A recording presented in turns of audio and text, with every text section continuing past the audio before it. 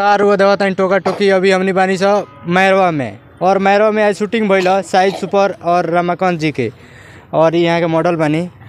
तो आज जौन गाना शूटिंग भइल ओकरा बारे में कुछ चर्चा कइल जाई। तो सबसे पहले राउत स्वागत बा। नमस्कार, प्रणाम। हम सिंगर शाहिद सुपर, और आज बहुत खुशी की बात बा कि हमनी के गाना शूटिंग भइल मैरवा में।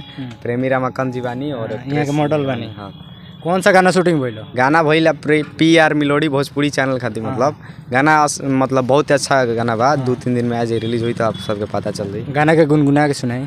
गाना अब का है गुंजा ऐसे बाटे एगो गाना हमार बहुत अच्छा बाटे ऐसे। बानी बहारा में जिंदगी बर्बादी होता हो, मालिक के गोपाले गंज शादी होता हो। बानी बहारा में जिंदगी बर्बादी होता हो, मालिक के सिवान जिला शादी होता हो।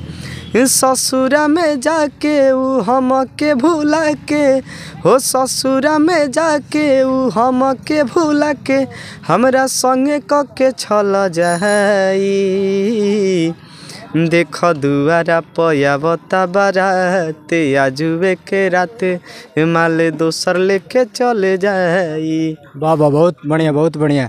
और रमाकांत जी हैं, अभी उस गाना को गाकर सुनाइए जो कि शूटिंग हुआ है आपका। कुछ बोल दी। नमस्ते, प्रणाम। हम भोजपुरी गायक प्रेमी रमाकांत। आज बहुत खुशी की बात है कि हमने के शाहिद सुपर हमार एल्बम शूटिंग भइल है। जौन गाना शूटिंग बोलो वो गुनगुना के सुनाई। कुछ बोल दी।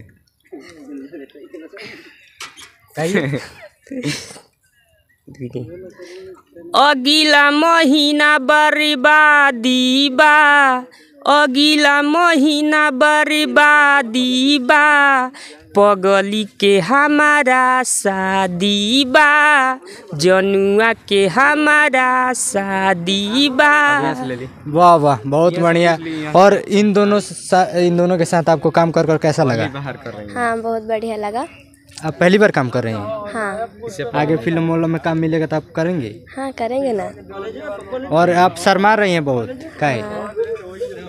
क्यों शर्मा रहे हैं? एड्रेस बता दें किस कौन और कहाँ यहाँ पे कहाँ रहते हैं? यहाँ पे हम बिहार में रहते हैं।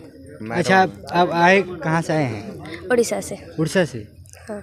यहाँ पे डांस करने? हाँ। आगे कर लीजिए। अच्छा, एक बात बताइए, घर के लोग आपका राजी है? हाँ, सपोर्ट करते हैं, पापा करते हैं, मामा भी करते हैं। चलिए, बहुत बहुत धन्यवाद।